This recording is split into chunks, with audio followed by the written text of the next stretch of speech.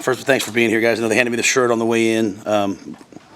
Athletic department supporting the tornado victims. So, just I didn't put it on. I just wanted to make sure that on behalf of our team and all of our staff and families, everyone affected, my neighbors, your neighbors, just wanted to express our gratitude for all the people that came to help and knowing that everyone in the state's going to help moving forward, and our thoughts and prayers with people affected. So,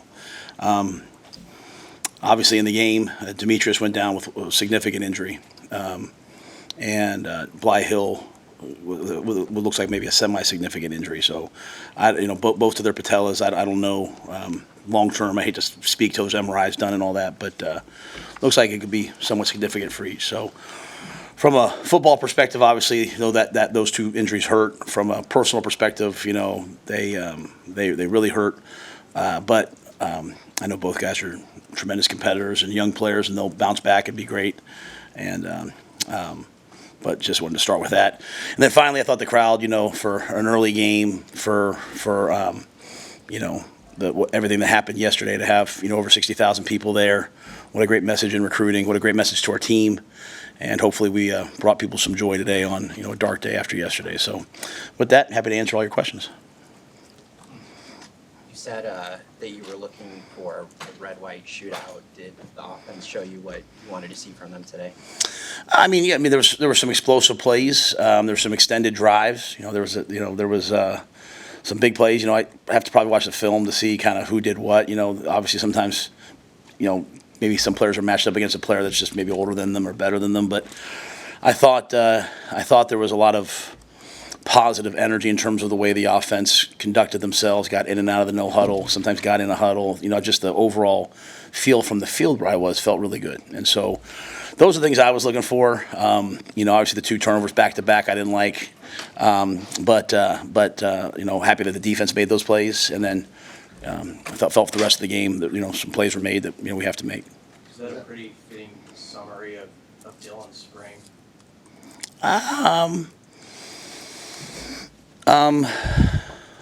That's a great question. I don't know how to answer that, to be honest with you. Usually you don't get tongue twisted very often, but I think Dylan's had a very good spring. The plays I liked. I was up doing the TV at one point.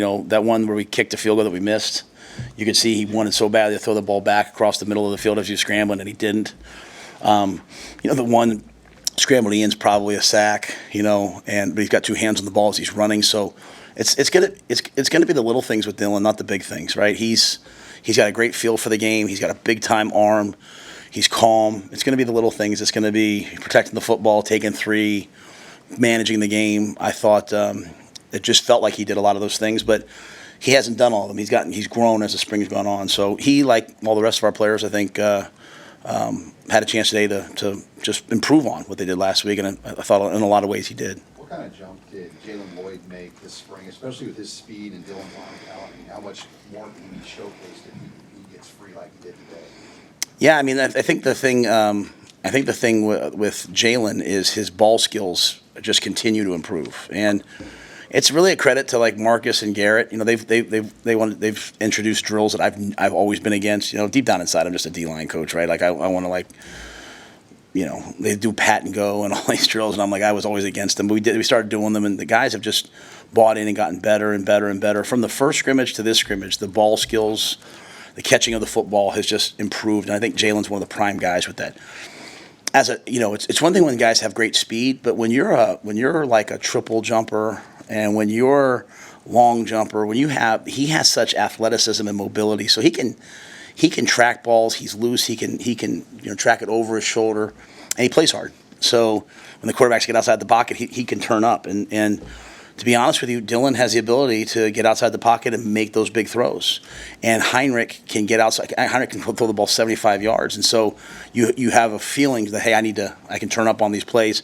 Danny, I don't know if you saw him get outside and throw one down the field today, but he's got a big time arm, can do it as well. So it's contagious. But Jalen's been one of the most improved players on the team. He's his becoming a receiver is just growing exponentially. This is the first time we've seen Ja'Cory Barnes. What's that look like all spring? Is that like Brian asked about the QB, is that what it's looked like all spring? Yeah, yeah.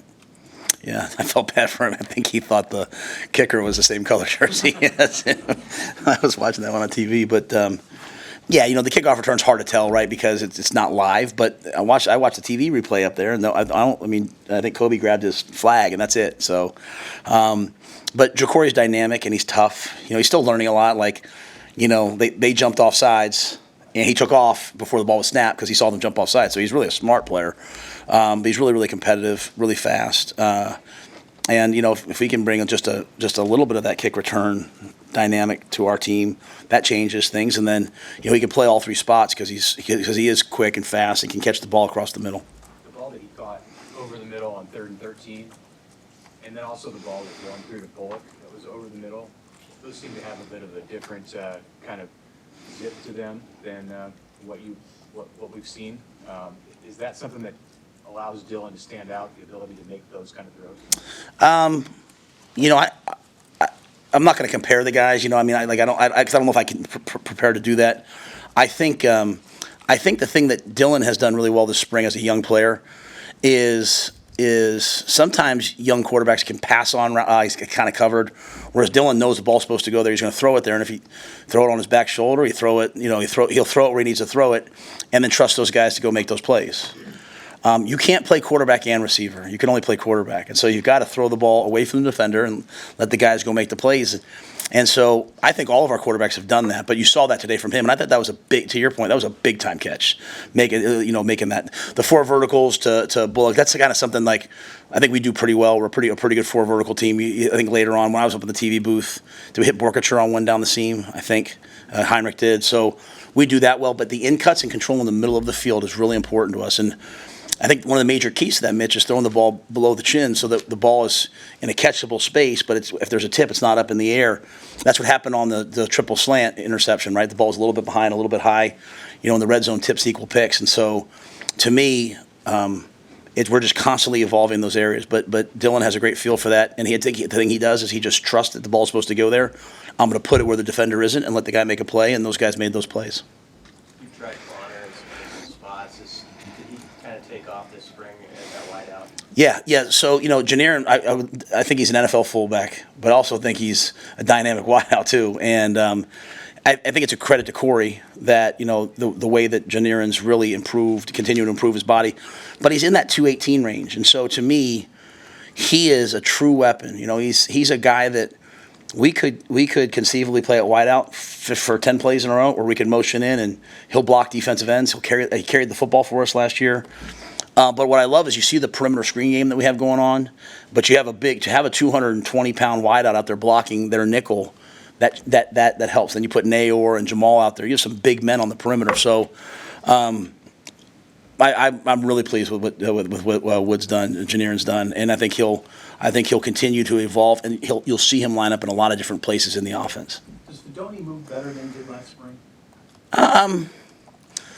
I don't know. He's a pretty explosive guy. I mean, he's 4'5". I think the biggest thing with Thomas is at the end of the season, I said to Thomas, I was like, what a great fall we had. Meaning him, like us, we had. And he's like, what do you mean? He is. What I love about Thomas Fidone, man, he's never happy. He's never happy.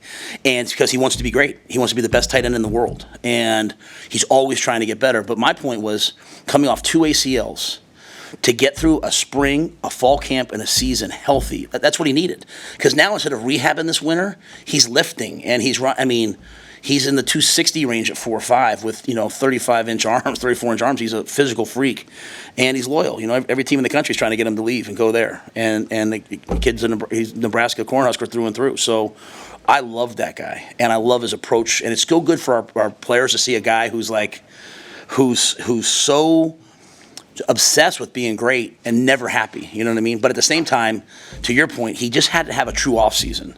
He just had to have weightlifting where he's not rehabbing, and now I think you're starting to really see what he can do. Would you rest any of those veterans today?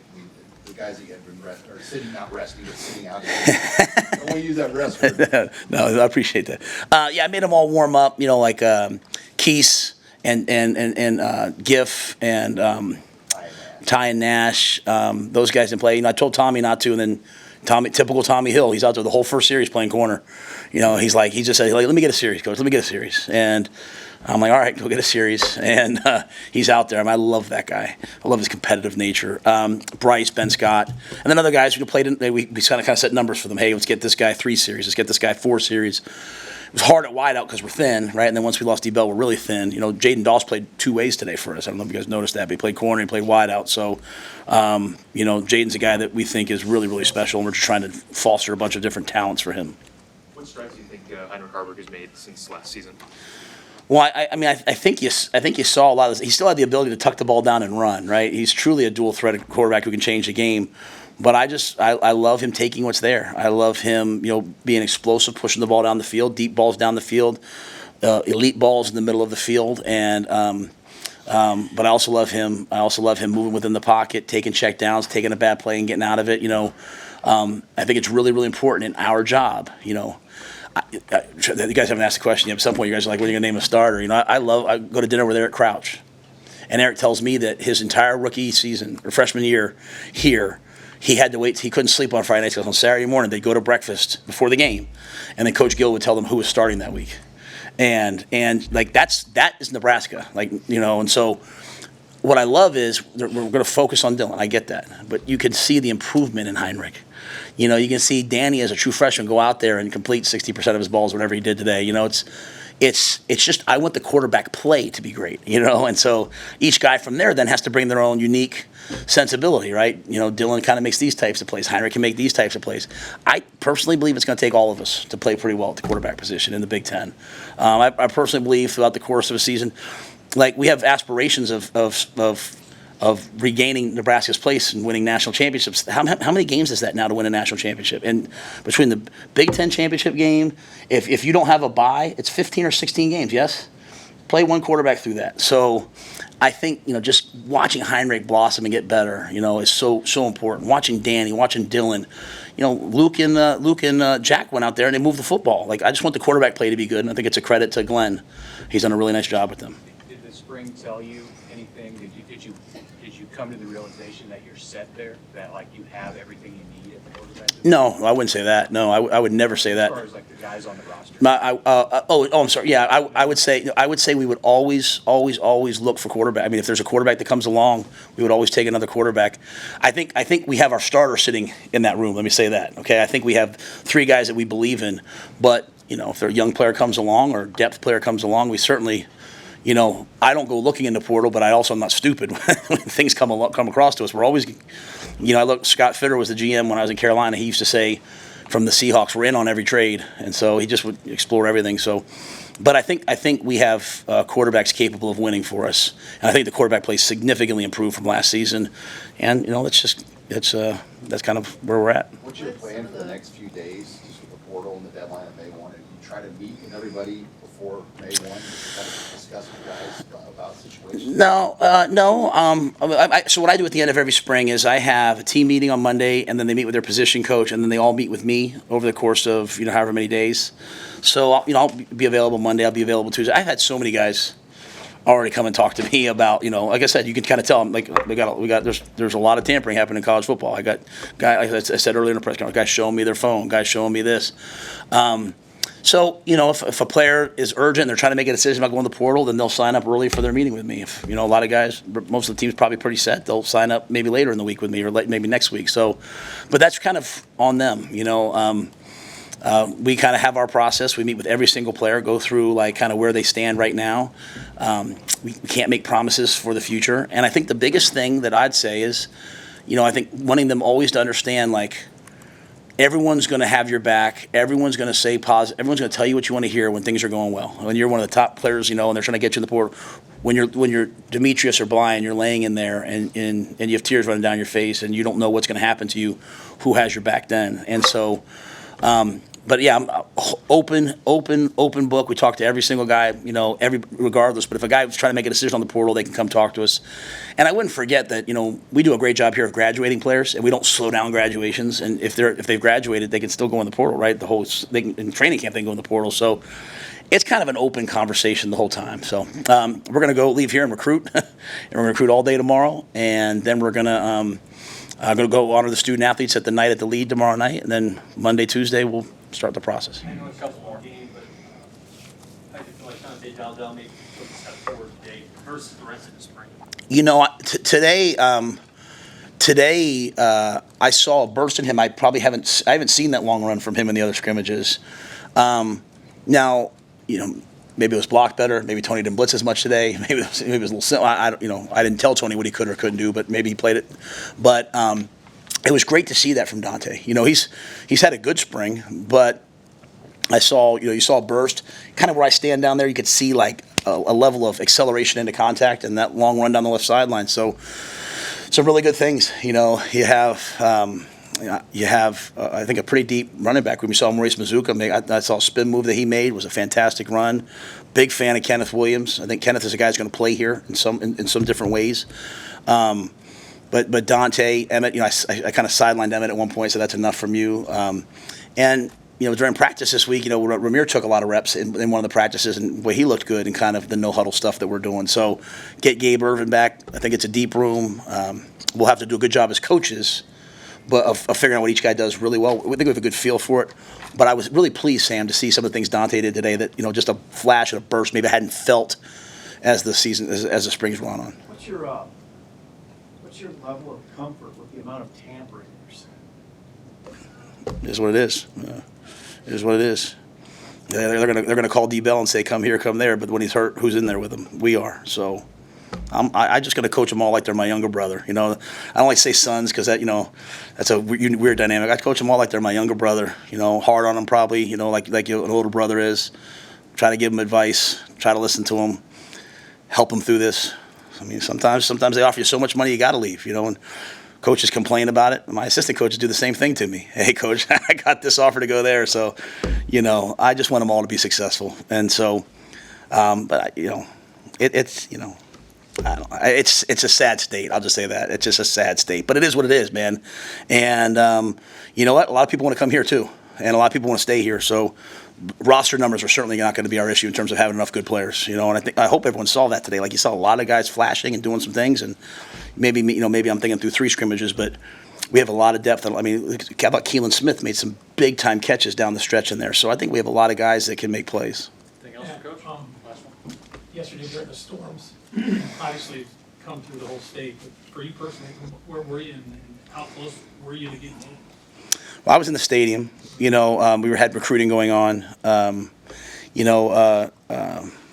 know some of my neighbors out there in Waverly, and some of you were kind enough to even check on us as those things. I don't know that I even realized what was happening. I was in the middle of recruiting, and your phone's kind of going off, but everyone was in the building. But my daughters called me there in Omaha. Well, my daughter called me. She's in Omaha in school, and she's in the shelter. And I go out to Waverly Road, and my neighbors were certainly affected. And I talked to some friends. I talked to Eric Crouch and a couple of people up in Elkhorn, and they were affected. So, but I was here, and obviously, we weren't directly affected, but just a sad thing to see.